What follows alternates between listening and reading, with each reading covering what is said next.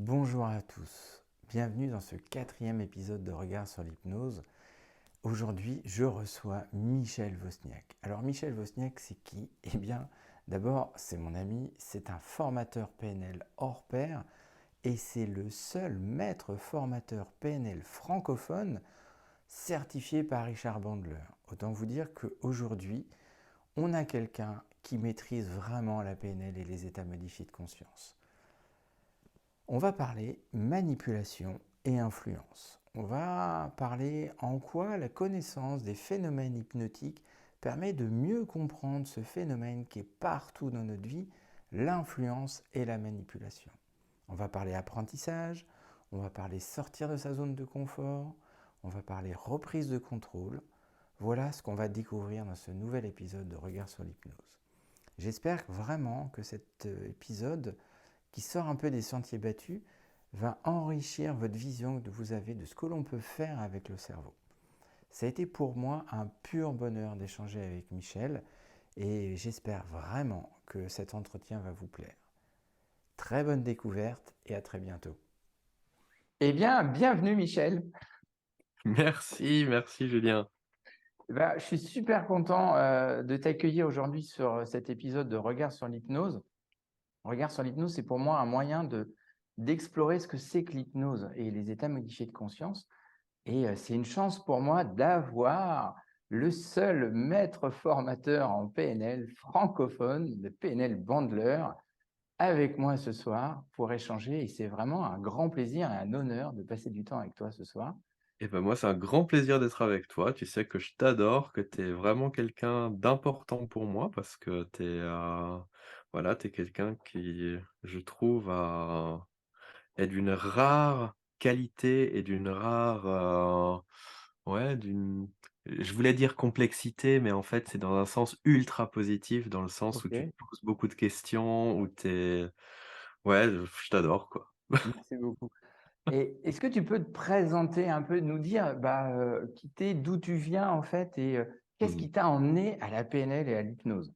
Alors moi, je viens d'un ultra rationnel puisque j'étais, ingénieur, dans l'informatique. J'ai beaucoup travaillé sur des domaines qu'aujourd'hui on appelle l'intelligence artificielle, mais qui à l'époque étaient vraiment dans des balbutiements. J'ai travaillé pour un grand groupe automobile où je travaillais sur un des plus gros projets informatiques qui avait été mis en place. J'étais chef de projet. Il y avait plus de 200 personnes qui travaillaient sur ce projet, des ingénieurs et voilà donc je m'étais beaucoup intéressé à l'intelligence des machines et après un burn-out où je me suis vraiment bien effondré, je me suis dit: «Bah, je vais me réintéresser à l'intelligence humaine». Tout simplement pourquoi? Parce que, ben voilà, le monde de l'intelligence artificielle, il s'est basé sur le fait de regarder comment un être humain apprend pour Oui, faire pareil avec un ordi. Et ce qui est intéressant, c'est que, bah, derrière, une fois qu'on a à peu près recopié le mode d'apprentissage d'un humain sur un ordi, on peut expérimenter ce qu'on veut sur un ordi. Si, là, on se dit: «Bah, tiens, qu'est-ce qui se passe si on grille, 15 des neurones de cet ordinateur?» On peut faire ça éthiquement avec un être humain, c'est un petit peu plus tendancieux quand même. Donc c'est intéressant parce que, à partir du moment où on est un peu dans les 2 mondes, bah, on peut tester plein de choses très intéressantes et puis, bah, ça permet d'aller beaucoup plus loin, je trouve ok. Et qu'est-ce qui t'a emmené, donc tu nous as dit, suite à un burn-out, tu as décidé de mettre l'accent sur l'humain, le mmh fonctionnement humain. Qu'est-ce qui t'a emmené à la PNL et à l'hypnose? Parce que euh, dans tous ces épisodes de Regard sur l'hypnose, on commence à voir que mh. PNL, hypnose, c'est la même chose. Ouais, bah, exactement. Alors en fait, suite au burn-out, je me suis retrouvé en situation émotionnelle et physique où on m'a dit que j'étais un légume d'abord. Alors ça je me suis toujours demandé quel légume de prédilection j'allais choisir. Mais, voilà, légume et en plus de ça, on m'a dit que je pourrais plus jamais gérer mes émotions, plus jamais prendre de responsabilités ou autre. Et moi, ça m'a pas convenu. Donc en fait, je me suis dit: «Je vais aller voir les 2 personnes qui, pour moi, seraient les plus susceptibles de m'aider». Et parmi eux, bah, il y avait Tony Buzan qui était le créateur des mind maps, donc des cartes mentales, le créateur aussi des championnats du monde de mémoire. et de la lecture rapide et ça m'a intéressé parce que je n'arrivais plus à apprendre. En gros, si voilà, je pourrais passer 1 heure avec toi là, Mmh. ben, si 1 heure plus tard je te revoyais, en fait, je n'avais plus le souvenir de t'avoir parlé. OK. C'est allé à ce point-là. Et également, ben, moi qui étais déjà j'avais déjà commencé à me former à l'hypnose. C'était de la curiosité à l'époque. J'avais énormément entendu parler de PNL, j'avais vu que c'était vraiment un élément structurant dans le monde de l'hypnose. Je me suis dit: «Bah, je vais aller voir celui qui est vraiment, pour moi, le père créateur de la PNL, Richard Bandler». Et en fait, ces 2 génies ont accepté de m'aider tout simplement. Donc OK. je me suis investi à fond. C'était vraiment, sous la forme d'un mentorat et j'ai voulu vraiment aller pousser le truc à fond parce que mon objectif initial, c'était juste de revenir à l'état d'avant, tu vois? OK. Ouais et en fait, en réalité, 1er truc, c'est que, bah, Richard Bandler m'a dit: «Non, je vais pas t'aider à retourner à l'état d'avant». J'ai dit: «Oh bah mince, on pourra pas arriver là». Il dit: «Non, non, si tu vas aller à l'état d'avant, ça m'intéresse pas. Si tu vas aller beaucoup plus loin, là oui, ça m'intéresse». Et effectivement, c'est ce qu'on a fait et puis derrière, bah, voilà, j'ai énormément, travaillé, sur le côté PNL, sur le côté hypnose aussi, puisqu'après, bon, bah, j'étais un des cofondateurs du syndicat national des hypnothérapeutes. Oui. Donc c'est vraiment des domaines que, voilà, que je connais, et qui m'ont fasciné parce que, bah, ils représentent le fonctionnement du cerveau et que tout ça, moi, je le ramène à mon esprit très rationnel. Alors quelquefois, les gens ils me disent: «Mais c'est bizarre, l'hypnose, c'est pas rationnel et toi, ça t'intéresse?» Mais je dis: «Si, l'hypnose, c'est ultra rationnel, la PNL aussi». Mmh. Et ça, c'est des petits paradoxes sur lesquels j'aime beaucoup discuter parce que, je pense le gros problème aujourd'hui, c'est la désinformation et Oui. la mésinformation. Oui. Voilà, c'est le fait qu'il y a eu beaucoup de fausses croyances et les fausses croyances, bah, c'est le résultat de quoi? Du manque d'éducation, quoi. Mmh. Et donc du coup, tu as creusé en premier l'hypnose et qu'est-ce que tu as découvert en creusant un peu l'hypnose?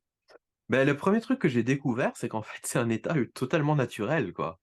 Et que on est tout le temps dans des états hypnotiques et le truc qui, moi, a été un gros déclencheur, mais vraiment où ça m'a fait un tilt énorme, c'est que j'ai vu une définition de l'hypnose qui m'a paru faire sens et en fait, c'était une définition qui disait, que l'hypnose, c'est la capacité de ton cerveau à imaginer quelque chose et à faire comme si c'était vrai.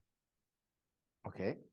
Voilà et là, d'un coup, ça a commencé à faire sens parce que je me suis dit: «Bah, oui, c'est ce que fait un hypnothérapeute». C'est-à-dire, en gros, il te met dans un état où il te plonge dans un imaginaire où qui va être tellement réaliste que finalement tu considères que c'est vrai et là où j'ai eu un déclic, c'est quand j'ai pensé à notamment au phénomène des peurs. On peut Mmh. dire phobie, mais comme on n'est pas médecin, on va utiliser des termes un peu plus light comme les peurs.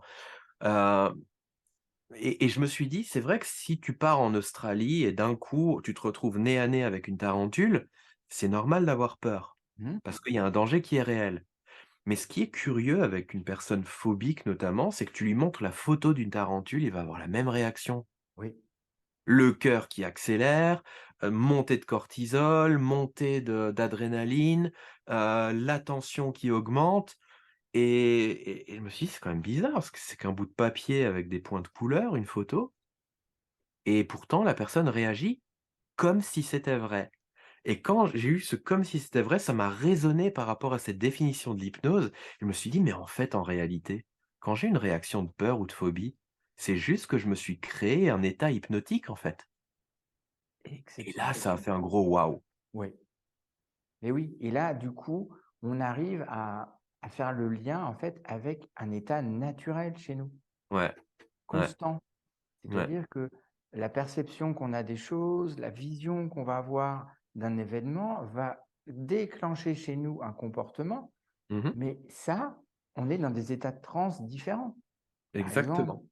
et moi, le truc que je me rends compte au quotidien, c'est que les gens ont peur de l'hypnose parce qu'ils ont peur d'une perte de contrôle, Mmh. alors que non, si on joue avec ce paradoxe-là, Ouais. on reprend complètement le contrôle. C'est-à-dire que Ouais.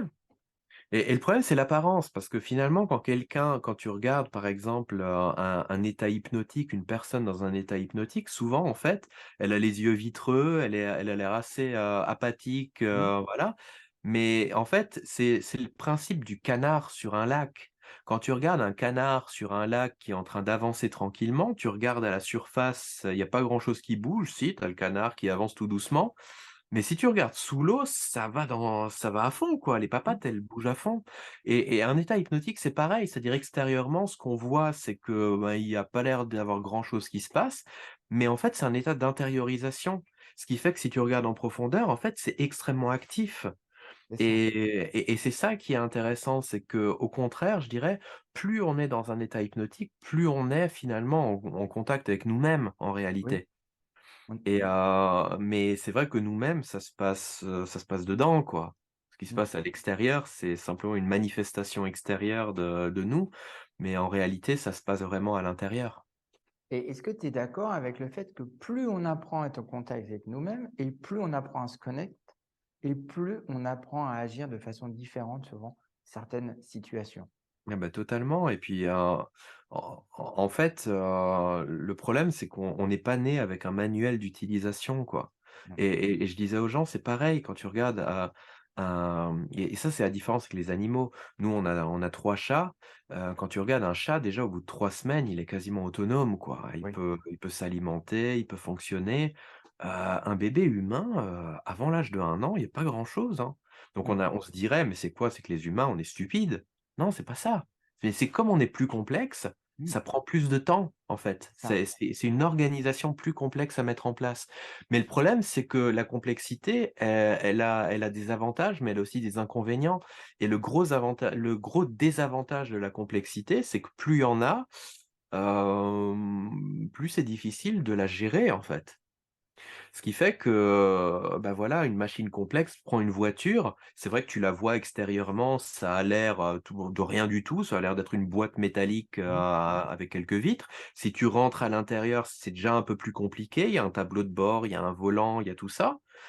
Mais si tu vas regarder vraiment dans les entrailles et que tu vas ouvrir le capot et puis te rendre compte dedans que tu as une complexité, mais alors juste incroyable, la question, c'est où tu te trouves? Et nous, c'est vrai que généralement, quand on fonctionne, on va dire, sans s'éduquer sur la complexité humaine, on est en train de regarder les voitures de l'extérieur. C'est ça. On est dans une Après, idée globale. quand on commence à s'intéresser, après on rentre dans la voiture, on voit un niveau de complexité qui commence à monter. Mais c'est vrai qu'après, quand on s'intéresse à tout ça, à ce qu'on appelle les niveaux de conscience, à l'hypnose, à la communication, l'impact des mots, et ben, d'un coup, là, tu rentres dans le moteur, quoi. Et là, Mmh. tu te dis: «Waouh! Ouais, c'est pas en se formant, 3 jours qu'on va commencer à maîtriser tout ça. C'est un travail d'une vie, en fait». Et quand tu as décidé de partir dans cette, direction-là, c'est quoi les impacts que ça a eu sur toi? Parce que je sais que tu as Énorme. testé énormément de Ouais. choses. Ouais, ouais, ouais. Ouais, ouais, au début, en fait, moi, au début, je m'étais formé. Je vais te donner le petit historique parce que c'est intéressant. Moi, au début, je voulais me former à quand j'ai commencé à me former à l'hypnose, j'ai pris une formation en ligne. Mmh. Pourquoi? Parce que j'avais beaucoup de croyances limitantes par rapport à l'hypnose, j'avais peur de l'hypnose et je me suis dit: «Au moins si c'est un truc en ligne, tu sais?» Et pas un truc en ligne avec des vidéos, parce que là, j'avais peur aussi. Donc c'était une formation où on t'envoyait des PDF. Je me OK. suis dit: «Au moins là, on va pas me manipuler, quoi». Et je me suis dit: «Bon, bah, voilà, je vais suivre le cours comme ça» et heureusement, c'était un cours d'une bonne qualité. Parce qu'en fait, il m'a vraiment montré, ce qu'est l'hypnose et surtout, c'était un cours qui orientait beaucoup sur l'importance du fait que l'hypnose, c'est un état naturel. Et là, je me suis dit: «Mais en fait, c'est génial» et le cours insistait sur le fait que avec l'hypnose, on peut pas forcer quelqu'un à aller au-delà de son échelle de valeur, en fait. Oui. C'est-à-dire, en gros, typiquement, ben, ouais, quand tu vois dans les spectacles d'hypnose et ça, c'est le problème, hein, tu vois des spectacles où d'un coup, tu en as un qui commence à faire le canard sur scène, après encore là, maintenant, c'est un peu plus tranquille, mais si on regarde les vieilles vidéos avec Dominique Webb, par exemple, où il demandait aux personnes de se déshabiller sur scène et tout ça, et vous voyez les gens qui le faisaient, on se disait: «Mais c'est pas possible là, c'est de la il prend le contrôle de la personne». Mais la réalité, c'est que quand tu te rends compte, l'hypnose, c'est moi, j'aime bien la comparer à une désinhibition. C'est-à-dire, c'est un peu comme quand tu as bu un ou 2 verres, donc tu es encore totalement là, mais par contre, il y a certaines barrières sociales qui ont tendance à lâcher. Mmh. Et ce qui fait qu'il y a une forme de désinhibition qui fait qu'une personne, par exemple, qui fondamentalement serait totalement OK avec le fait de, voilà, de faire sauter la chemise, bah, n'aura pas le problème à le faire.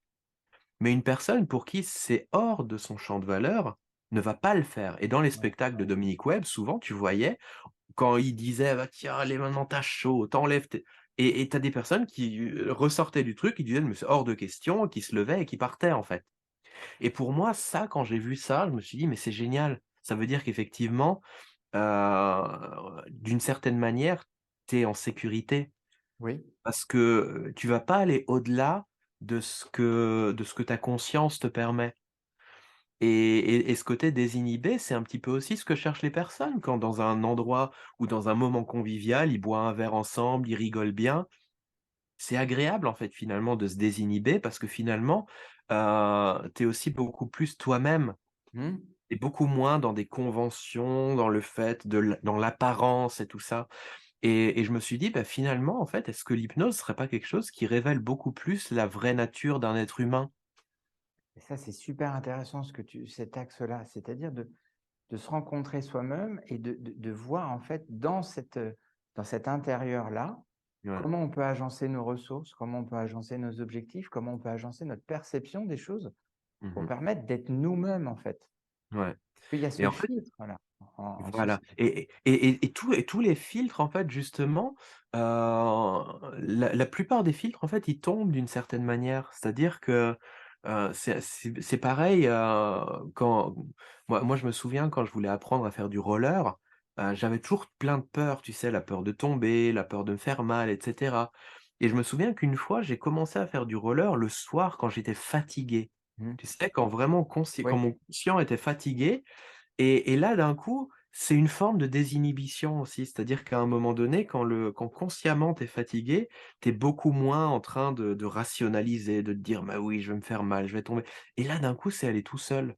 C'est aller oui, super facile et je pense effectivement que, bah, que, l'hypnose, c'est exactement ça. C'est arriver à ces états finalement où tu es toi-même, mmh, où t'as pas tous ces filtres qui te bloquent, qui te paralysent et surtout, c'est un état où comme tu es beaucoup plus toi-même, il y a beaucoup plus de choses à faire. On peut beaucoup plus facilement aller puiser justement dans nos ressources parce qu'on en a tous. La oui, ressource principale qu'on a, c'est le changement. On a oui, tous changé déjà quelque chose dans notre vie. tous et on change. Exactement et une fois que tu as cette ressource-là, la capacité de pouvoir changer, donc de pouvoir faire les choses différemment, ben là, effectivement, c'est beaucoup plus simple de se dire: «Bah, tiens, s'il y a quelque chose qui va pas, comment je peux utiliser ma ressource de changement pour changer?» Tout Oui. simplement. Moi, j'accompagne beaucoup de personnes, j'accompagne des chefs d'entreprise, j'accompagne des gens en individuel, des groupes et je leur dis, «J'ai vraiment, vraiment une grande croyance en votre capacité de changer». Parce Mmh. que à partir du moment où vous avez franchi la porte, au moment où vous rentrez, vous avez déjà changé d'état Bien sûr. et vous en êtes pas rendu compte, ça c'est inconscient, mais nous, on va remettre le focus sur cet inconscient pour vous aider à changer dans d'autres directions. Ouais. Moi, je suis un passionné des états modifiés de conscience parce que c'est, c'est un phénomène que j'adore, qui est tellement naturel au quotidien qu'on en oublie de l'utiliser et que, quand j'ai fait ma formation, en hypnose avec Bandler, que tu as traduit, Mmh. j'ai adoré une phrase qu'il a dite dès le premier jour. Dans les états modifiés de conscience, c'est assez simple. Il y a des bonnes transes et des mauvaises transes. C'est là où Ouais. vous décidez de vous placer. Ouais. Et là, j'ai fait: «Waouh, en fait, oui». Parce que Mmh. une personne qui est en logique problème est déjà dans un état modifié de conscience puisqu'elle est dans cette perception-là. Hein, hein. Et là, on va lui dire: «Oui, mais je vais t'aider avec l'hypnose à résoudre ce truc-là». Et là: «Oh non, surtout pas, tu vas manipuler, tu vas m'influencer». Et là, c'est très rigolo de voir les réactions parce que la personne continue d'amplifier complètement ce phénomène Ouais. pour maintenir quelque chose, alors qu'elle a les ressources à l'intérieur et en la guidant Ouais. tout doucement. Et là, c'est plus de la thérapie. C'est de Ouais, l'accompagnement. exactement. Et moi, il y a un paradoxe que je trouve assez incroyable. Tout le monde est d'accord et je pense vraiment tout le monde, c'est une généralisation, mais elle est correcte, je pense. Tout le monde se rend compte qu'on vit dans un monde basé sur la manipulation. Oui, La télé, c'est de la manipulation. La politique, c'est de la manipulation. Heu, le, les réseaux. les médias, internet et cetera.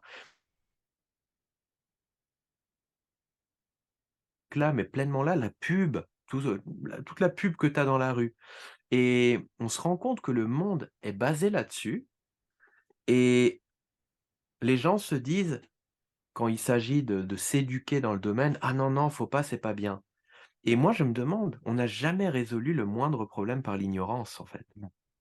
Et le truc, c'est que, au contraire, lorsque on est entouré de manipulation, si tu veux t'en prémunir, tu as plutôt intérêt à connaître les règles du jeu, quoi. Oui. Ah Tu bah as oui. plutôt intérêt à comprendre comment ça marche. Et pour moi, ça, c'est le domaine de l'éducation. Et aujourd'hui, ça, c'est un des gros trucs qu'on fait. Et on le fait au niveau militaire, on le fait au niveau scolaire, on le fait au niveau des entreprises. Moi, ce que je dis à tout le monde, c'est voilà, si tu sais que tu vis dans un monde de manipulation et que tu décides de ne pas t'y éduquer, en fait, tu es en train de prendre la décision d'accepter d'être la victime de cette Mmh. manipulation-là. D'accepter cette règle du jeu. Voilà, exactement.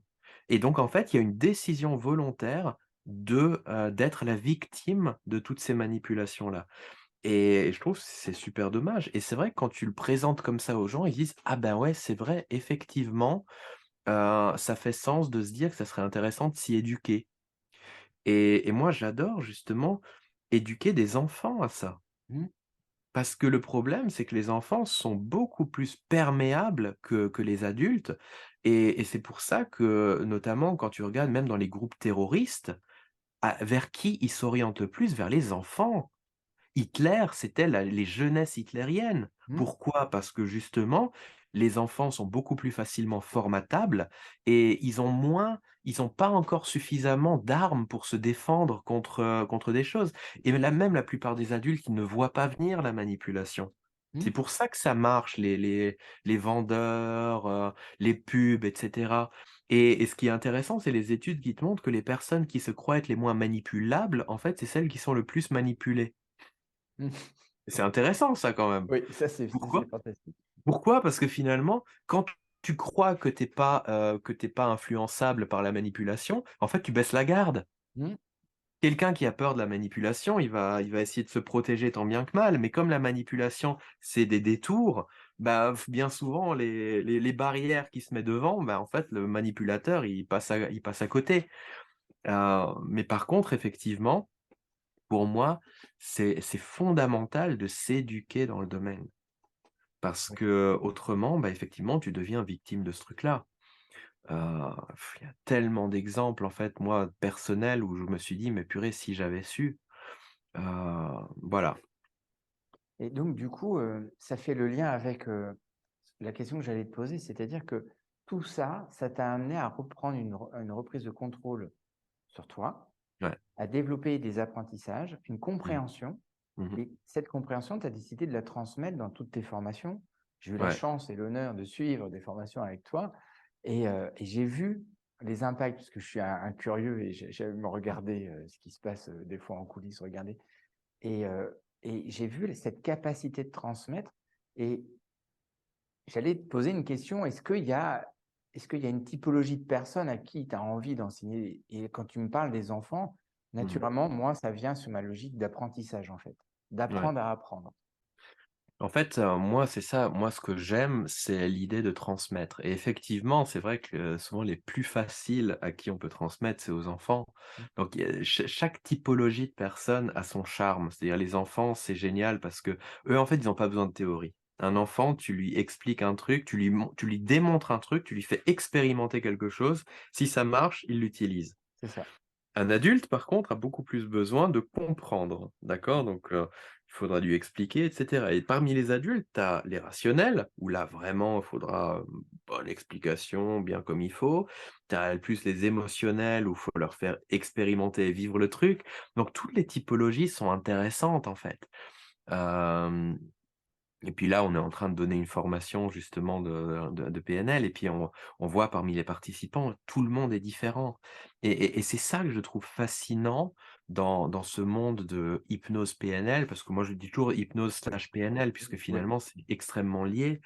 C'est qu'en fait, on a affaire à des êtres humains et pas des machines. oui. C'est toute la différence. Si on avait affaire à des machines, ce serait tellement «plus simple» entre guillemets, mais tellement moins intéressant, quoi. On déroulerait toujours de la Ouais. même façon. Exactement. Une C'est fois, on pour ça aura que pour moi, les notions de protocole, parce que beaucoup, il y a beaucoup d'orientation de PNL ou d'hypnose énormément basées sur des scripts et des protocoles et je trouve en fait que c'est extrêmement dommage parce que, bah, en fait ça tente de réduire l'être humain à quelque chose de fixe et de figé. oui. Alors qu'en fait, en réalité, on est tous différents.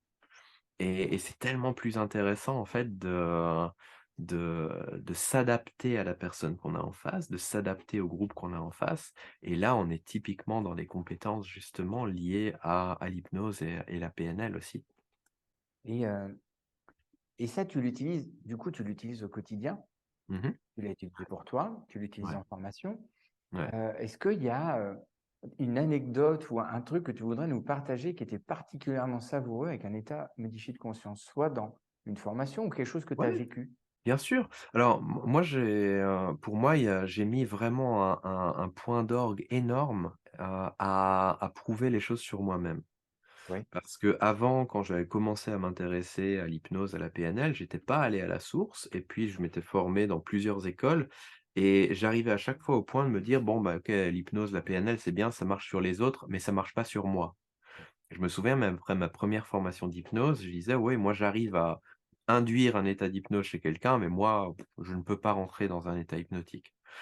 Voilà et ça, c'était frustrant pour moi, c'est très frustrant. Ce qui fait qu'après, quand je suis allé véritablement à la source, notamment avec Richard Bandler, là, je me suis dit: «OK, maintenant, il faut que j'applique les trucs sur moi-même». Alors et la première grande surprise que j'ai eue, ça a été que très rapidement, j'ai commencé à traduire Richard Bandler. oui. Le truc, c'est que la traduction, souvent, c'est un processus qui est énormément rationalisé. Par exemple, quand tu regardes à l'Union européenne ou quoi, les traducteurs s'enchaînent toutes les 20 minutes. Pourquoi? Parce qu'ils traduisent d'une manière rationnelle et consciemment, on a peu la capacité de rester concentré plus de 20 minutes. Résultat, bah, c'est un travail qui est extrêmement essoufflant pour eux, qui est difficile et en plus, il y a pas vraiment de fluidité. Quand tu écoutes souvent, hein, j'écoute beaucoup les traductions de débats de l'Union européenne ou quoi, tu vois que les traducteurs, ils sont tellement, en gros dans cette idée de traduire mot pour mot, Mmh. qu'au final, bah, déjà le truc est pas fluide, tu as du mal à le suivre et en plus de ça, quelquefois, ils font de la traduction, mais vraiment mot pour mot. C'est-à-dire qu'en gros, même quelquefois des expressions, qui, bah, ils vont le traduire littéralement et en fait, ça a plus vraiment de sens. Oui, Et moi, la grosse anecdote que j'ai eue par rapport à ça, c'est que j'ai été invité donc à traduire Richard Bandler et je me suis retrouvé en fait à une situation où je devais traduire pendant 8 jours d'affilée, non-stop, tout seul, 8 heures par jour, pendant, non c'était 9 jours pardon, pas 8, c'était 9 jours. Et très rapidement, je me suis épuisé dès le départ, très vite. Et là en fait, je me suis dit: «OK, il y a un vrai problème, je sais pas comment faire». Et je me suis dit: «Bon OK, là ce que je vois, si je m'épuise au bout de 20 minutes, c'est que je fonctionne de manière très consciente et OK. ben, en fait, il faut que j'arrive à fonctionner d'une manière différente». Donc qu'est-ce que j'ai fait? J'ai eu une idée, mais complètement saugrenue qui aurait, fait sursauter des personnes. Je me suis dit: «OK, il faut que j'occupe mon conscient». Alors qu'est-ce que j'ai fait? J'ai pris mon téléphone, pendant que j'étais en train de traduire, j'ai pris un jeu en fait que j'ai toujours ici, hein, c'est Flow Bridges. Il est génial, je vous le montre, il est cool. Ah non, c'est Flow Free en fait maintenant il s'appelle, parce qu'il a changé. C'est un jeu en fait où tac, allez, on va prendre celui-là. Attends, hop, voilà. OK. Où en fait tu as des points et en fait il faut relier tous ces trucs-là, il faut remplir l'écran complet. Donc tu vois, ça demande de la logique, mais c'est pas quelque chose qui va en fait aller, nécessiter beaucoup de ressources. Mais par contre, ouais, ça t'occupe consciemment à fond et j'ai commencé à faire ça et la magie a opéré.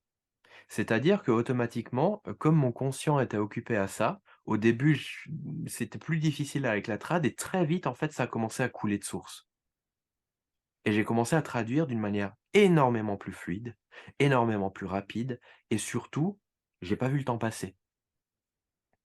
Les 4 heures de la matinée se sont terminées, je me suis dit: «Waouh, déjà?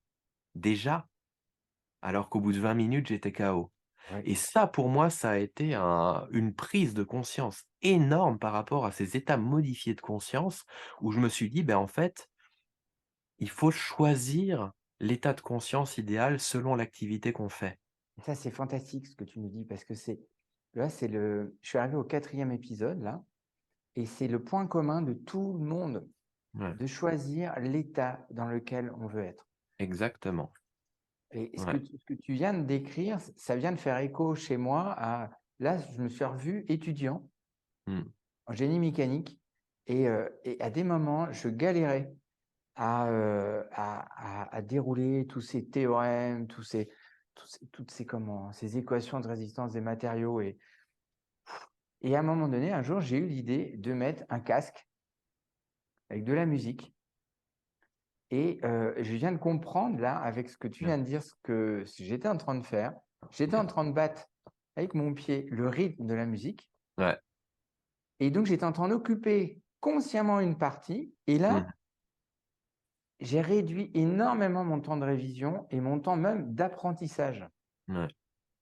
Et et moi, ce qui a augmenté encore mon niveau de compréhension de tout ça, c'est qu'en fait, là, je me suis rendu compte que toutes les petites voix qu'on a à l'intérieur, là, qui nous bloquent en disant: «Mais non, mais tu y arriveras pas, tu es fatigué» et cetera, c'est des voix ultra conscientes oui, et en fait, quand tu occupes le conscient, ces voix-là ne sont plus là. oui, Ce qui fait que tous ces blocages qu'il y avait, bah, d'un coup, ils disparaissent. parce que le conscient, il a un spectre très, très court, Ouais, en fait. L'inconscient, il est partout. Moi, j'ai un respect, pour lui, vraiment parce que c'est lui qui gère mon cœur, c'est lui qui gère mon équilibre, c'est lui qui gère ouais, mon taux de cortisol, mon taux d'adrénaline. Mais le conscient, si on commence à le focaliser sur quelque chose, ouais, eh bien, il peut nous laisser tranquilles, en fait. ouais, Et heu et là, ce dialogue interne un peu limitant, mmh, ces perceptions limitantes qu'on a, ouais, eh bien, elles s'écroulent, en fait. ouais, Et c'est décider de se placer dans un certain niveau de conscience pour atteindre notre objectif. ouais. Et ça, je trouve ça, enfin, aujourd'hui, je suis complètement d'accord avec toi sur ce point-là, c'est de développer notre connaissance et notre compréhension du cerveau et de notre interaction, Mmh, d'améliorer notre communication, de découvrir les états modifiés de conscience. J'ai bien les découvrir parce que moi, c'est le travail de ma vie mmh, et j'aurais pas assez de ma vie pour tout explorer, mais c'est d'enrichir cette compréhension pour regagner au maximum au quotidien du contrôle et de dire, bah voilà, là, dans cette étape-là, je vais mettre ça, je vais mettre mon focus sur ça. Et là, c'est juste fantastique. et Et moi, j'adore la métaphore du cheval et du cavalier parce qu'en fait, moi, j'aime bien voir le conscient comme le cavalier Mmh, et le cheval comme l'inconscient et quelquefois, il y a des gens, tu sais, quand ils découvrent l'hypnose ou quoi, après ils se disent: «Ah ben, ils vont jurer que par l'inconscient». mmh, Pour moi, c'est de nouveau un extrême qui va pas être, sain parce qu'en fait, c'est un travail d'équipe. oui, C'est-à-dire, en gros, il faut qu'il y ait quelqu'un qui tire les rênes, il faut qu'il y ait quelqu'un qui donne une direction, parce qu'autrement, bah, le cheval, il va faire, bah, ce qu'il a envie, quoi. Il a envie d'aller brouter, il va brouter et cetera. Mais toi, si tu sais que tu es censé arriver à tel endroit, à tel moment, ben, à un moment donné, quelquefois, tu peux laisser le cheval, faire un peu ce qu'il a à faire et il y a des moments, il faut le recadrer. Et ce que j'aime en fait là-dedans, c'est de vraiment voir ce travail conscient-inconscient comme un travail d'équipe. oui, C'est-à-dire, tu peux pas que te baser sur le cavalier, tu peux pas te baser que sur le cheval. Mais si tu les fais travailler ensemble, là effectivement, ça devient puissant. Et aujourd'hui, les gens, en fait, comme il y a quelquefois des appréhensions par rapport à ces états de conscience, en fait, ils misent tout sur le cavalier. oui, Voilà et le problème, c'est que, bah, derrière, quand ils misent tout sur le cavalier, bah, c'est comme un cavalier qui ne tient pas compte de son environnement, qui tient pas compte du cheval, il se fait balader, en fait. mmh, Le cavalier, il se fait balader il a la sensation de contrôler d'une certaine manière, mais en réalité, il se fait balader dans tous les sens et c'est intéressant parce que tu vois, un exemple qu'on voit beaucoup en formation, c'est les images qu'on se fait dans notre tête. Tu sais, quelquefois, quand tu as quelqu'un qui a peur, mettons, du vide et puis qui doit faire un saut en parachute, heu, j'adore le fait que si cette personne-là qui a peur va sauter avec quelqu'un qui adore le saut en parachute, si tu regardes physiquement, physiologiquement ce qui se passe chez ces 2 pendant qu'ils sont sur le point de sauter, tous les 2 ils ont des pics d'adrénaline, tous les 2 Oui, ils ont des pics de cortisol. Tous les 2 ils vont avoir le rythme cardiaque qui augmente. Tous les 2 vont avoir la tension artérielle qui augmente. La seule différence qui fait que l'un pif et l'autre est sur le point, en train de se dire: «Mince, il a pas dit adieu à sa famille» et qui s'imagine déjà, comment il va s'écraser par terre quand le parachute ne va pas s'ouvrir. La seule différence, c'est finalement les images qu'il se crée dans sa tête. oui, Il y en a un qui crée une image de vol plané, de liberté, de waouh, de génial et l'autre, une image d'une crêpe en train de s'écraser à plus de 200 kilomètres/heure par terre. C'est la seule différence. c'est ça. Et quelquefois, le problème, c'est que les gens, quand je leur dis: «Mais pourquoi tu te fais des images comme ça?» Ils disent: «Mais j'y peux rien, elles se font toutes seules». Et ça, c'est exactement ce principe du cavalier Oui, qui, en fait, a la sensation que: «Ah ben, j'y peux rien, le cheval, il va où il veut». Ben ouais, mais tu tiens pas les rênes. C'est normal qu'il va où il veut. oui. Et les gens, en fait, quand ils découvrent le fait qu'ils ont la capacité de prendre les rênes et qu'ils arrivent, en fait, à contrôler ces trucs-là, ça fait un effet waouh, mais alors, impressionnant, quoi. Moi, tu viens de là, je vais imager, tes propos en parlant juste d'un truc que j'ai vécu, cette semaine. En tout début de semaine, j'ai reçu quelqu'un et j'ai rendu le contrôle du cavalier, et je lui ai fait comprendre qu'il y avait un cheval Ouais, avec les images mentales ouais, et la phrase que la dame m'a dit, c'est: «Waouh, mais je peux les contrôler, en fait». ouais, Et elle était tellement dans un état où, entre guillemets, les images arrivaient et plom, ça tombait et c'était comme ça et pas autrement. Là, elle me dit: «Mais en fait, j'ai la capacité de changer ces images-là et de ouais, diriger vers où je veux aller». Alors ouais, du coup, je lui dis: «Vous êtes libre de changer l'histoire à l'intérieur de vous. ouais, Si vous changez l'histoire, vous changez directement la trajectoire». ouais. Et toute cette problématique-là, elle est liée au manque d'éducation. Parce qu'en fait, quand on n'est pas éduqué dans le truc, il y a un phénomène qu'on appelle un biais cognitif, donc c'est une sorte de bug de notre Mmh. cerveau qui s'appelle l'impuissance apprise. Tu sais, c'est un petit peu ce qui était, une des manières qui a été utilisée par les Cormac notamment pour aller dresser finalement des éléphants et un éléphanteau, en fait, qu'est-ce qu'il faisait? Il lui attachait une petite corde, toute pourrie à la patte, il les accrochait sur un poteau et puis, bah, l'éléphanteau, ouais, il se rendait compte qu'il pouvait pas bouger, qu'il était Oui. bloqué. Et très vite, il apprend, bah, voilà, quand j'ai une corde attachée à la papate, ça sert même à rien d'essayer parce que voilà, je ne peux pas bouger. Et ce qui est intéressant, c'est que même l'éléphant adulte, donc Mmh. qui a une puissance, juste C'est le incroyable, même. tu mets la même corde toute pourrie autour de la papate, tu l'accroches même à une chaise de jardin, le simple fait qu'il voit qu'il y a une corde accrochée à ma papate et ben, en fait, il va pas bouger. C'est ça.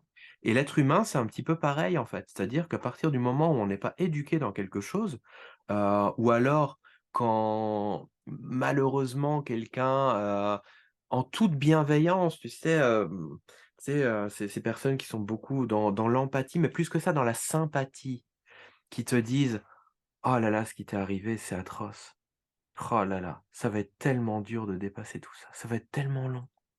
Et ben, en fait, qu'est-ce qu'ils sont en train de faire? Ils sont en train de créer de l'impuissance apprise chez la Oui. personne. Mmh. Et parce qu'on n'est pas éduqué dans le fait qu'on a beaucoup plus de contrôle que ce qu'on pense, et ben, en fait, on devient comme cet éléphant, en fait, C'est ça. où cette petite cordelette, bah, au final, elle nous bloque et elle nous empêche finalement de changer les choses.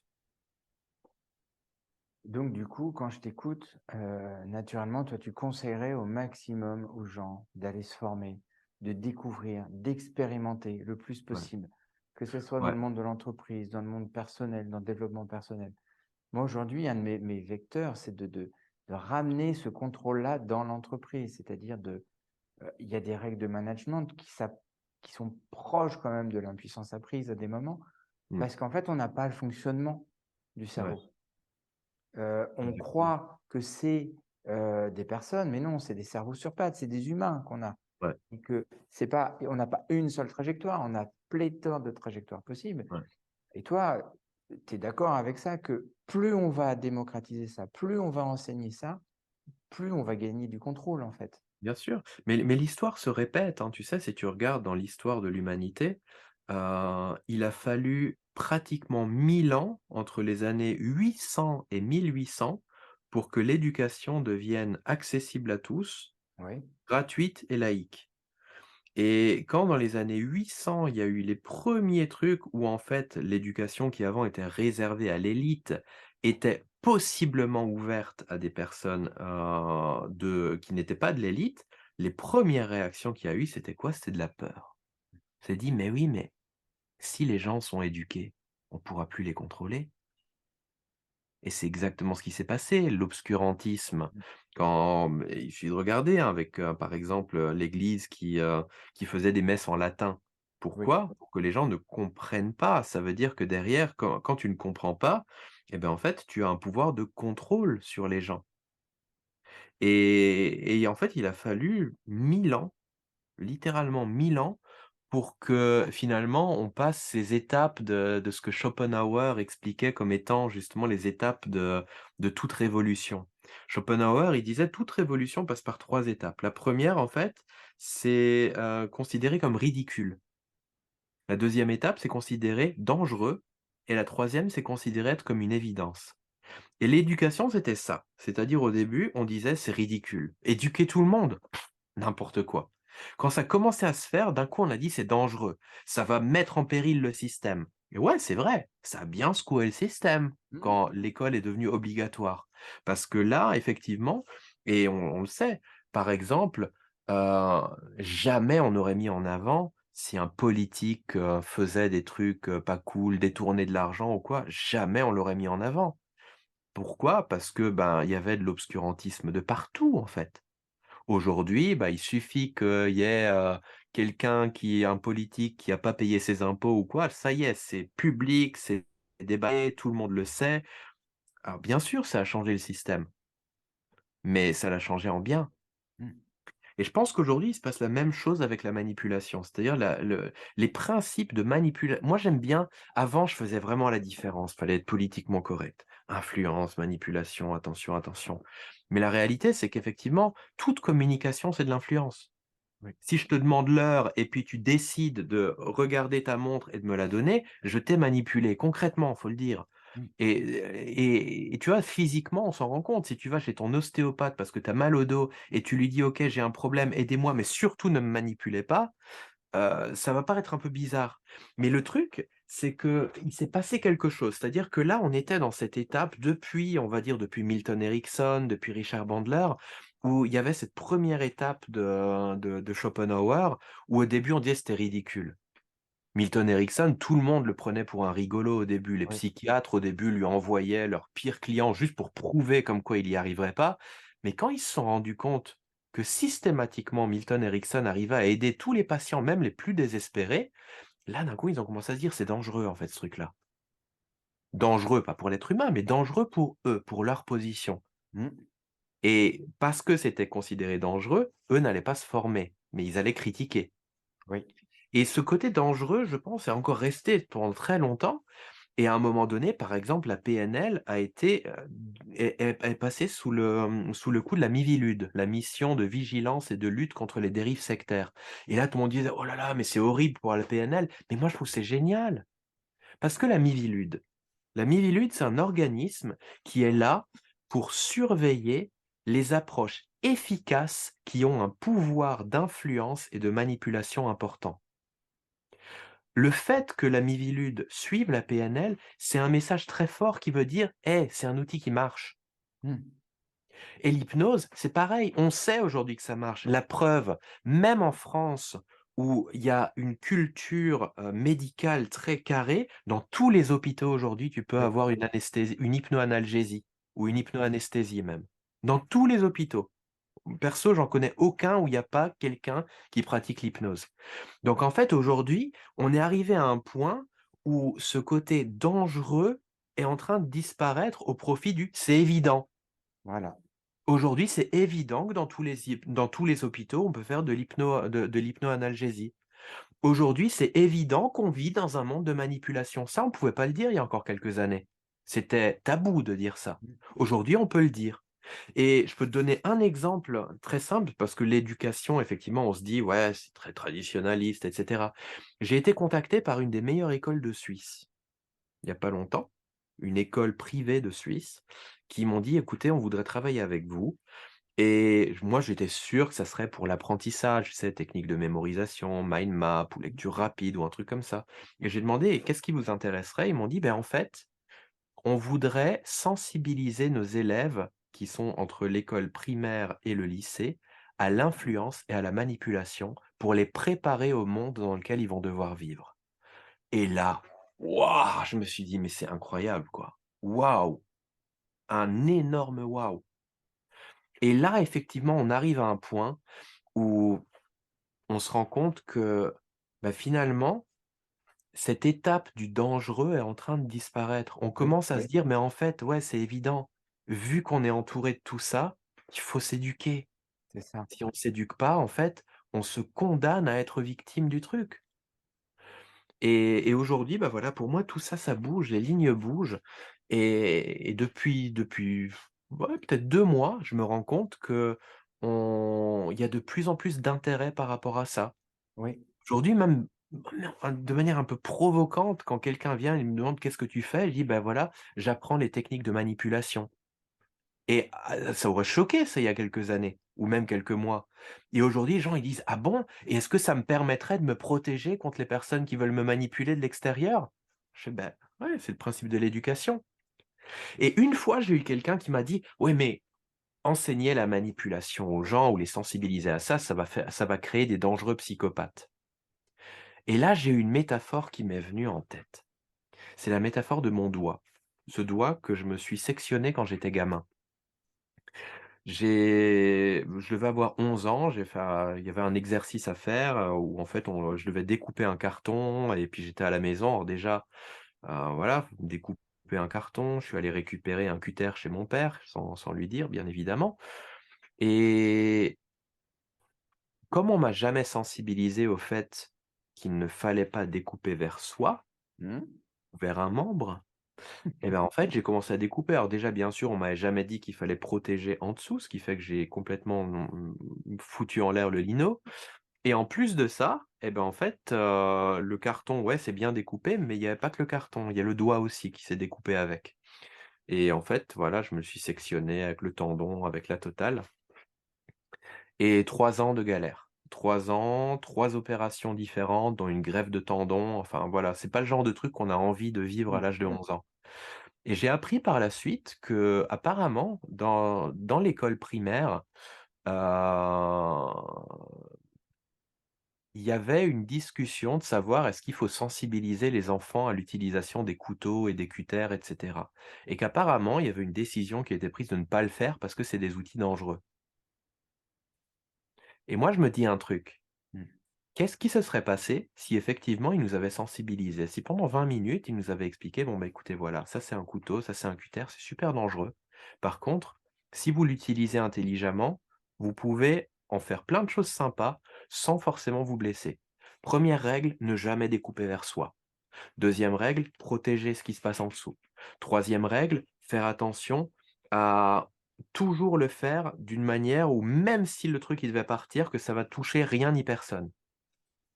Eh ben, je pense que je ne serais pas devenu un dangereux psychopathe, je ne serais pas devenu, un trancheur de carotides. non, Par contre, j'aurais été sensibilisé et déjà de une, j'aurais jamais découpé le carton comme je l'ai fait.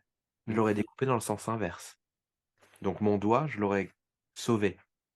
Et je suis sûr que si j'avais vu quelqu'un, même peut-être mon père, en train de découper en direction de lui, eh ben, qu'est-ce que Ouais. j'aurais fait? Je lui aurais dit: «Non, non, papa, arrête, faut pas faire ça. Faut pas faire ça, c'est dangereux». Donc moi, je pars du principe que l'éducation te rend meilleur.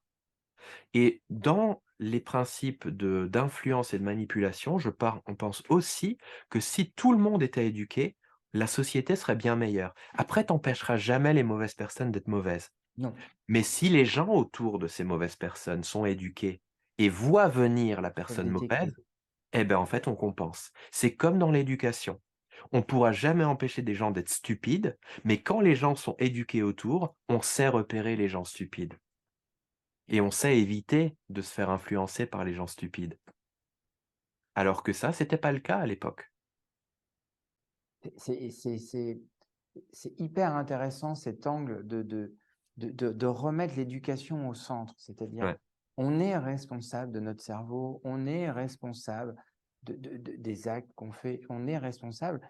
Et plus on va s'éduquer au fonctionnement, et j'aime beaucoup cette métaphore du petit doigt, parce que du coup, bah oui, dans notre prise de décision au quotidien, dans la construction de nos objectifs, dans nos croyances limitantes, moi, j'aurais aimé, par exemple, vraiment que, vers le CM1, CM2, je chope pas la croyance limitante qui est arrivée parce mmh, que j'avais pas de contrôle sur mon cerveau.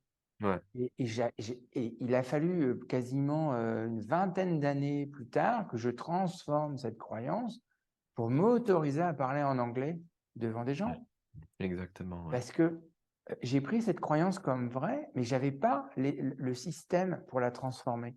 Donc ouais, chaque situation me ramenait inévitablement à me dire: «Bah oui, mais elle est vraie en fait cette croyance». exactement, ouais, Et là, en entreprise, à l'école, en famille, pour soi, pour des projets sportifs, pour, eh bien, d'éduquer sur ce fonctionnement-là, c'est complètement redonner le contrôle en fait. ouais, Et là, comme tu dis, on peut on peut pas on pourra toujours on peut nous former à utiliser un marteau. mmh, Il y aura toujours des gens qui feront des choses hors cadre avec le marteau. Par ouais. contre, si on est tous formés, on pourra détecter ceux qui font n'importe quoi avec le marteau. Exactement. Mais alors le problème aujourd'hui, c'est qu'effectivement, comme on vit dans une société qui repose sur ça, c'est-à-dire que, bah, justement, on est une société bling bling. Pourquoi? Parce que justement, on se sert de mécanismes de neuromarketing pour pousser la vente de trucs inutiles. Tu as des personnes, en fait, qui ont à peine les moyens de subsistance, mais à qui on va pousser le fait: «Beh, fais un emprunt pour t'acheter une nouvelle voiture». Alors qu'en fait, ils en ont une qui marche très bien, qui fait très bien le job. Et ça, je pense qu'effectivement, ça va pas plaire à tout le monde, tu vois? Si tous les gens sont éduqués, ça va pas plaire à tout le monde. Mmh. Et effectivement, ça va induire un changement au niveau de la société. Mais c'est un changement qui est indispensable aujourd'hui. Oui, Parce que si on continue comme ça à, de cette manière-là, avec, tellement de manipulation dans le système, à un moment donné, ça va mal finir. C'est comme l'éducation, en fait, elle a peut-être évité des révolutions, mais juste violentes, quoi. Parce que grâce à l'éducation, ben, on se rend compte que, voilà, ces modes de fonctionnement où simplement on va aller conquérir un pays pour, voilà, pour le plaisir de le conquérir et puis on va tuer femmes et enfants, que, ouais, c'est peut-être pas super sain, quoi. Voilà. Et l'éducation, c'est ça qu'elle a apporté aussi. C'est pour ça qu'aujourd'hui, bah, voilà, que le fait qu'il y ait des morts en Ukraine, qu'il y ait des morts un peu partout, ça dérange. Mais ça dérangeait pas avant quand les gens étaient pas éduqués. Avant, c'était plus, voilà, on veut conquérir du terrain, on n'en a rien à faire des autres, on y va, quoi. L'éducation, elle a apporté un changement de mentalité et aujourd'hui, effectivement, comme tout est question de contrôle, puisqu'il y a plus de contrôle au travers de l'éducation, bah, le contrôle est passé sur un autre phénomène, en l'occurrence la manipulation, l'influence. c'est ça. Et évidemment, c'est sûr que lorsque les gens vont commencer de plus en plus à être éduqués dans le domaine, ben le fonctionnement de la société, il devra évoluer. Mais ça sera un mal pour un bien. Oui. Et quand tu as rencontré, Bandler, Richard Bandler, Tony Buzan, plus spécialement Richard Bandler, qu'est-ce qui t'a plu dans sa vision de l'hypnose à lui? Bah, sa vision, moi, ce qui m'a plu, c'est le fait que lui, c'est quelqu'un qui est hors cadre. C'est quelqu'un qui a testé sur lui-même. Ouais. En gros, alors lui, il est parti dans l'extrême, hein. Lui, quand on lui a parlé d'état de conscience, d'état de conscience et puis que c'était l'époque, voilà, de de Woodstock et compagnie, les états de conscience, il les a testés, au travers même de toutes les drogues possibles et imaginables. Et ça, je pense que c'est quelque chose, qui moi, d'un côté m'a intéressé, parce que justement, il a utilisé sur lui-même. C'était pas un théoricien C'est de un la chose. praticien. Il l'a pratiqué et en fait, ce que j'ai adoré, c'est que, bah, voilà, par rapport à tout ce qu'il a pu faire comme drogue et autres, il a tout essayé. Mais aujourd'hui, il utilise plus du tout de drogue. Pourquoi? Parce qu'il dit qu'en fait, en réalité, bah, tous les effets que tu peux obtenir avec des drogues physiques et qui te donnent plein d'effets absolument horribles par la suite, ben en fait, tu peux techniquement les reproduire sans avoir besoin de consommer la drogue. Parce que l'inhibition que tu vas avoir avec certaines drogues, bah, l'inhibition, tu peux l'obtenir au travers d'un simple état hypnotique. L'état de bien-être ou tout simplement, tu sais, de psychédélique où tu commences à imaginer des trucs complètement dingues. Ben, en fait, quand tu es dans un état hypnotique et que tu suggères justement des états de créativité, tu arrives à la même chose, en fait, en réalité. Et pour moi, ça, c'est quelque chose que je trouve super dans l'approche de Bandler, c'est que grâce au fait qu'il s'est servi finalement de ce qu'il savait pour tester toutes les choses sur lui-même, bah, aujourd'hui, on a un niveau de connaissance et de compréhension énorme Oui. et moi, je l'ai reproduit à ma manière, dans le sens où je me suis dit: «Bah, voilà, j'enseigne la lecture rapide», mais moi, j'étais le genre de formateur de lecture rapide où en fait, moi-même, je lisais pas vite du tout. Mmh. J'étais mauvais lecteur et à un moment donné, je me suis dit: «C'est pas aligné, c'est pas cohérent». Donc qu'est-ce que j'ai fait? Je me suis dit: «OK, alors j'ai tous les outils stratégiques de PNL, bah, maintenant, OK, il s'agit que je le prouve sur moi-même» et j'ai commencé à travailler et puis, bah, quelques mois plus tard, j'étais 3e mondial au championnat du monde de lecture rapide à Singapour en 2016 et là, je me suis dit: «Ah ouais, intéressant, ça marche». Super et j'ai commencé à faire tout plein d'autres trucs. J'ai développé une vingtaine de qu'on appelle d'excellence, donc c'est des trucs que certaines personnes vont passer une vie entière à faire et là je continue, je m'arrête pas quoi. Je teste sur moi-même des choses, que j'aurais toujours cru être impossibles et en fait je me rends compte qu'en travaillant bien au niveau de l'état d'esprit, au niveau des croyances limitantes, dégager ces croyances limitantes, dégager les peurs et cetera et d'un coup, bah, ça marche. Voilà. Ça marche et c'est facile. Et c'est ça, Donc voilà, c'est ça c'est c'est c'est mon truc aujourd'hui, c'est prouver sur moi-même et c'est ça que les élèves viennent rechercher aussi, parce que mmh, des théoriciens, il y en a partout oui. et c'est ça que j'aime aussi chez toi, c'est que toi aussi tu es quelqu'un qui applique avant tout sur toi-même. Oui, moi, c'est je ne fais rien dans aucun Ouais, accompagnement que je fais avec que ça soit une entreprise, un chef d'entreprise, un enfant, que j'ai pas testé sur moi. ouais, exactement. Et Heu, et et je pense que les gens qui fonctionnent comme ça se reconnaissent, tu vois? Parce oui, que tu vois la différence entre un théoricien qui te balance juste des recettes de cuisine, des protocoles et tout ça. Mais et moi je dis toujours aux gens, quand tu vas te former avec quelqu'un, que ce soit en hypnose ou en PNL, première question à poser au formateur, quand déjà tu as accès au formateur, parce que dans oui, la plupart des écoles, tu demandes qui va être le formateur, on dit: «Oh ben, on sait pas, ça va être défini la veille du 1er jour de formation». Moi je dis: «Mais attends, pour moi une formation, c'est un lien de confiance entre 2 personnes, oui, avant tout et là, tu peux même pas savoir. Moi, la première question que je pose, c'est: «OK, qu'est-ce que toi, tu as accompli dans ta vie en utilisant les choses que tu vas m'enseigner?» c'est ça. et si la première réponse que j'ai, c'est: ben, en fait, non, non, moi, je transmets le truc, après c'est à vous 2». Alors là, moi, directement, premier truc, c'est: «Au revoir, je Mmh, veux voir ailleurs» oui, et pourquoi? Parce que voilà, de la théorie, si j'en veux, je vais sur YouTube. Il y a oui, aucun pro il y a tout ce que je peux. Même en hypnose, toute la théorie du monde en hypnose, tu vas la trouver sur YouTube. Mais par contre, une personne qui incarne cette théorie-là, qui l'a appliquée avec succès et qui peut t'inspirer et t'aider à toi-même faire de même, ça tu pourras pas le faire sur YouTube. Non. Et dans tous les échanges qu'on a, c'est vraiment ce point commun que j'ai vraiment aimé découvrir avec toi, c'est que, bah oui, on teste, on parle de nos essais, on parle moi, c'était une grosse croyance qui Mmh. était là sur l'anglais.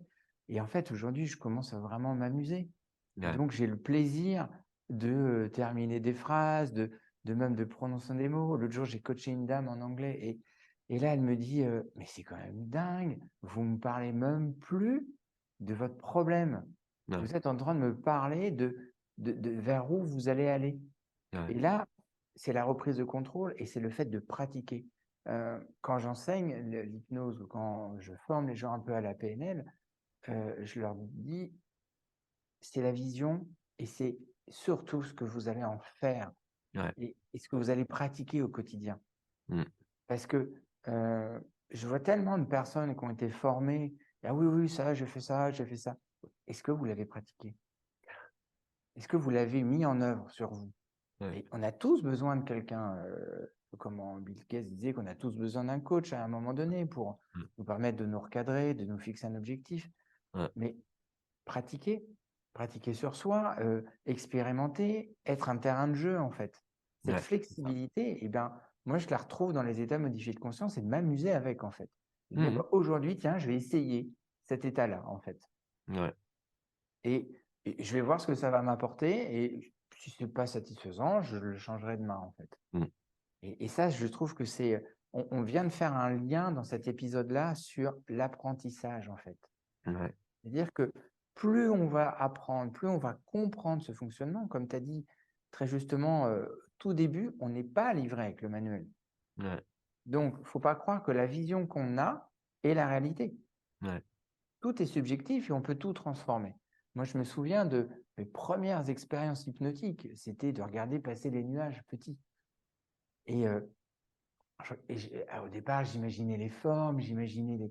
Et puis à un moment donné, il y a une espèce d'état de flottement qui s'est installé. Et là, je me suis dit, mais cet état-là, en fait, quand j'ai une situation qui peut être un peu compliquée, j'en ai même jamais parlé à mes parents, eh ben, je peux redéclencher ce truc-là, en fait. Le Ouais. simple fait de voir un nuage passer à travers une vitre, déclencher l'état. Ouais. Et ça, c'est l'usage positif de ce qu'on appelle les ancrages. Le Mm. problème, c'est que quand tu es pas sensibilisé à ça, souvent on en fait un usage négatif. C'est-à-dire que, bah, tiens, par exemple, au travail, le chef, à un moment donné, te fait une mauvaise remarque et puis qu'est-ce que tu fais? Tu vas créer une sorte d'ancrage entre le chef et l'état négatif dans lequel tu te trouves et après tu te retrouves à être comme pris dans un engrenage où dès que tu es en contact avec le chef, tu Clac. te sens mal. Oui, Alors qu'en fait, il t'a juste fait une remarque, quoi, c'est ça. une seule. Et en fait, tu crées une sorte de connexion où en fait tu réalimentes à chaque fois ton état négatif et ce qui est dommage, c'est que, un des autres biais cognitifs de l'être humain, c'est le biais cognitif de confirmation. Dès lors qu'il y a le truc, en fait, ton cerveau va chercher à confirmer les hypothèses. Ce qui fait que le coup suivant, il va dire un truc négatif même à quelqu'un d'autre, ton cerveau va dire: «Ah, tu vois? La Ouais, preuve. T'as raison d'être pas bien par rapport à lui, ouais. parce que regarde, il est comme ça».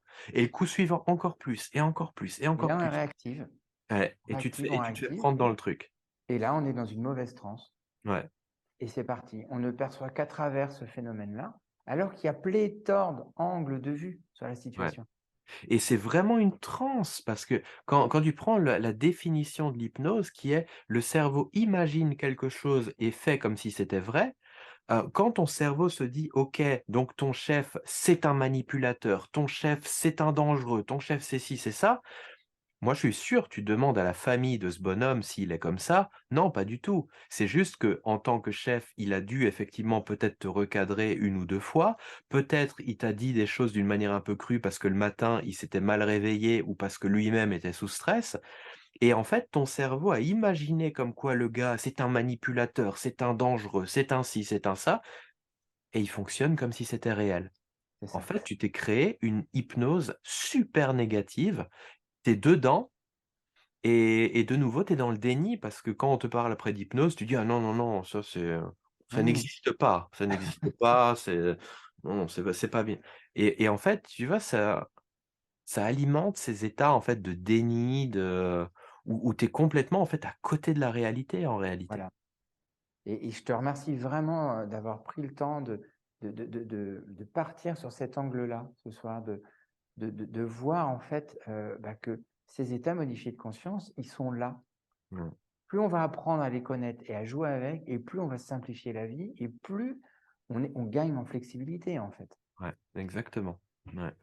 Comme je sais que tu adores les citations, Ah. est-ce que pour conclure, il y aurait une citation que tu aimerais transmettre? Mouais. Toi, tu avais fait génie mécanique, moi j'ai fait génie électronique. Donc, quand je pense électronique, je pense électricité, je pense volt, je pense Voltaire, tiens, Voltaire, allez. Voltaire, ah ça c'est une citation, c'est la première qui m'a vraiment marqué et puis, je pense, voilà, cette première citation m'a marqué, «J'ai décidé d'être heureux parce que c'est bon pour la santé» Mmh. et déjà celle-là, je la trouve fantastique parce que souvent les gens ils disent: «Bah ouais, le bonheur et cetera ou être heureux, c'est totalement dépendant de la situation. Pour ça, les gens, ils se disent: «Quand je serai riche, je serai heureux». La réalité, non, c'est une décision. Oui, C'est vraiment une décision. J'ai décidé d'être heureux parce que c'est bon pour la santé. Ah et là, tu vois, c'est aussi un truc intéressant, c'est que, heu, Voltaire a dit ça, mais lui-même l'a pas appliqué dans sa vie. oui, C'était pas un homme heureux, quoi. Et et ça pour moi, c'est aussi une belle métaphore, c'est de se dire: «Tu as beau avoir toutes les belles théories dans ta tête, c'est uniquement quand tu commences à les appliquer qu'elles commencent à faire sens. oui. Avant, ça reste juste du blabla, en fait». Moi, ce que j'aime, tu vois, quand je forme des gens à la découverte de l'hypnose, c'est de les voir, et je leur demande, après les formations, je leur demande très régulièrement: «C'est quoi vos réussites Mmh. avec?» Et quand Mmh. je vois les gens, commencer à éclore et à pratiquer, et Ouais, à me dire: «Ah bah, j'ai fait ça», et de temps en temps, j'en ai qui viennent prendre un café, qui me disent: «Ah tiens, je suis dans le coin», et on papote des réussites, et là, moi j'ai mon cœur qui s'allume, parce que c'est ouais, ça y est, j'ai emmené, la personne où je voulais, et elle est autonome et elle ouais, pratique pour elle, et ça, c'est juste, bah, pour ouais, moi, c'est un bonheur, en fait. ouais. Ah ouais, totalement partagé, ouais, ouais. Eh ben, Michel, je te remercie énormément, de ce moment qu'on a passé ensemble, de cette ouverture sur l'apprentissage et le contrôle de notre cerveau. Si vous avez aimé la vidéo, n'hésitez pas à cliquer dessus, vous abonner sur la chaîne, et je vous dis à très, très vite, et merci encore, Michel. Merci beaucoup Julien, merci à vous et puis surtout profitez de Julien. C'est vraiment une personne de valeur et puis, comme coach, comme accompagnant, je pense que vraiment il y a bon, vous vous trompez pas si vous allez le voir, quoi. Merci beaucoup, Michel. À bientôt. À bientôt.